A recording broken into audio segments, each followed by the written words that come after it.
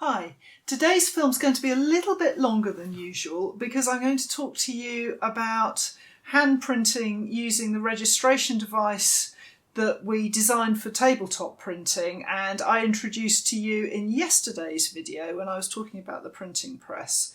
So I've had lots of requests for hacks and ways of working with this tabletop device. So I'm going to talk you through how the device works first of all, and then I'm going to look at some improvisations you can make to it to use it.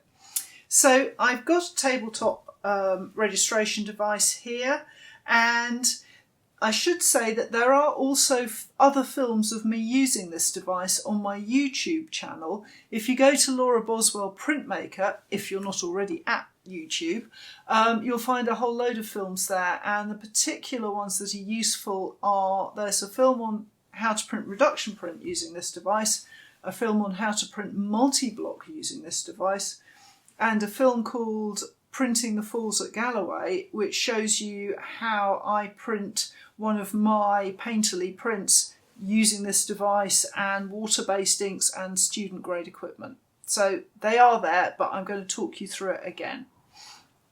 So I've got my tabletop device here ready to print, and I put the bench hook on, so it's attached to this, it's latching onto the side of the desk there to keep it stable. And before I start printing, I need to position the paper. So I've got some paper here, and if you're interested in types of paper, then have a look at the episode on choosing papers earlier in this series. So the first thing I'm going to do is to position it, and you can see on the device there are 2 lines on either side, 3 across the top, and then a long one across the top of the device. So the first thing I'm going to do is to put the paper so that it's centred more or less. I do that by eye across the hole in the middle, and then I'm going to bump it up to the long line that runs from top to bottom here. And what I want to do then is to make a sort of a hinge, and I'm going to do that with 2 bits of masking tape. And these bits of masking tape can stay on the paper throughout the printing because you'll need to stick it back down to do more layers. So I'm just going to pop a couple of bits of masking tape at the ends of the piece of paper like so. And that also means that I can have a sneaky peek and see how my hand printing's going just by lifting the paper. The next thing is to mark the registration. Now this is exactly the same as I would do if I was printing in the printing press, and it is really important. Do not forget to do this or you won't be able to position your prints when you want to put the paper in a second time. So I'm going to take a ruler and a pencil, and I am just following across the line where it's hitting the paper. So I'm going to do that all the way around the device. And again, don't think that you can just get away with doing one side. If you make sure that you copy all 5 of these marks on your registration device, if you have one, then you will always be able to position the paper accurately, because when all these lines match up, the paper has to be in exactly the same place as before. So that's the paper ready, and I would only mark up one piece of paper at a time as I work on it. I don't mark them all up and take them all off and then reposition them as you go. Just mark them up as you go, but don't forget to mark them up. So once that's done, the device is ready to print, and I can open the top of it, ready for the lino. But I'm just going to move this out of the way because I need to ink up the lino first, and that needs to be done away from the device to keep the device clean. If you watch my other film, you'll have seen that my device is really filthy, and that's because I've used it to ink up and print in fields on wobbly tables with no space whatsoever. So I've had to ink up in the device. You don't have to do that, hopefully. So I'm just going to pop that out of the way for the moment. And here I have some ink rolled out. And you'll see I'm using one of those SD blue-handled rollers that I talked about in the film about choosing a roller. So I'm just rolling out the ink, ready to ink up. And we'll look at rolling out and inking in another video, so I won't explain too much about that. And here I've got a block. Now, if you're a good person, you probably would clear the lino, wash the block up afterwards, but I forgot and I've left it and the ink's now dry, so I'm going to use it stained black anyway. So I'm just going to start inking up my block. And just taking my time, making sure that I've got ink all over the block. There we go. When you're doing this, a good way to check that you have in fact managed to cover your block entirely is simply to tilt it to the light and just check and see that everywhere is shiny. Now I tilt this to the light, I can see that I've got ink on most of it, but I've missed bits around the edge. And if you find that you're missing edges, just tilt the roller and just catch down those edge bits. So I'm actually just tilting the roller. Now you'll notice that it's taken me quite a few moments to ink up, and that's because my ink is nice and thin. Better to take the time and have to take a little bit of care and time in inking up than to have a big thick layer of ink that you just dollop on and then you end up with a clunky and clumsy lino cut as a result. So now I've got that inked up, it's ready to go in my device. And let's pop that back down. So I can open up the device, which keeps the paper nice and clean away from the inked up block, and I'm going to pop that into print. Now at the moment this lino is stuck to MDF. An insert comes with the registration device when you buy it, if you're having one, and I'm going to talk about all that in a moment and what you can use as substitutes and things like that. So for the moment this is just stuck to a piece of MDF to raise it to the right height to print, and I'm going to bring my paper down on the top of it, and then I'm going to rub the back of it. And I just wanted to show you a couple of things that you can use. Now wooden spoons are very popular with people for rubbing the back of the paper to take the print. Personally, I quite like a baron. Now barons are a Japanese woodblock printing tool, and they were designed for rubbing the back of the Japanese woodblock prints to take an impression, because there is no printing press in Japanese woodblock. But they're also quite useful for hand printing lino, and they come in various materials. So I'm just going to show you a couple of mine, and I've got one here. This is a plastic one. These are cheap and cheerful, but they're very good, and I use them to teach with.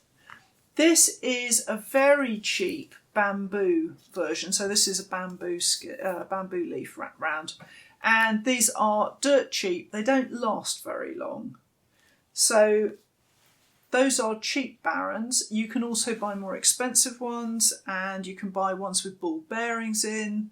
I know some people use a glass device called a glass frog for rubbing the back of the lino with, but I use barons. Also, I like a trusty metal spoon. So what I tend to do is to use the plastic baron, and I hold it so that it's a flat weight. Rather than holding it by the handle, I slide my fingers through and I let the heel of my hand come down flat. And that way, when I'm rubbing the lino, it means I can put a nice steady pressure on, and all my weight's coming down my arm onto that lino, so I'm not having to work. If I was holding it here, it would be much harder. And I'm going to work over the lino in little circles, like so, to put a general pressure down. Now, when I've done that, then I might use the spoon to put spot pressure in. So I'm going to put my finger into the bowl of the spoon, and that's great if you just want to check that you've caught down the sides of your print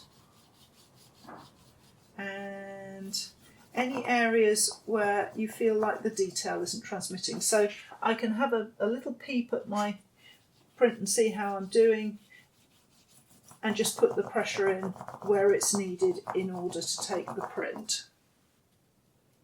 Once you've finished rubbing your print and you want to lift the paper off the device, the best way to do it is just to lift it from the hinge side of the frame without lifting the frame to remove the print. Don't try and just lift the whole frame up. It's much harder to do that, especially if the ink has caught the paper down. So just lift it from the hinge end of the frame and peel off, and then that impression is ready to hang up to dry. And when you come back, either to put another block in for another colour, or if you're doing a reduction when you've done the cut and you're ready to print again, it's just a matter of taking the lino out to be printed and then repositioning in the frame and getting all those lines to line up, and then you're good to go. So basically that's a very quick version of how the device works. And now I want to look at some improvisations and some hacks. So this registration device comes with an insert, MDF insert, and you need to attach your lino to that to use the device. There are a couple of different ways that you can do that. First way is to do what I would do if I was using my printing press, and that's to glue the lino down. And for that you need a good contact adhesive. Now you can buy tubs of glue for sticking down carpet tiles in DIY shops, places like that. So anything that will stick down a carpet tile or a cork floor tile will do the job.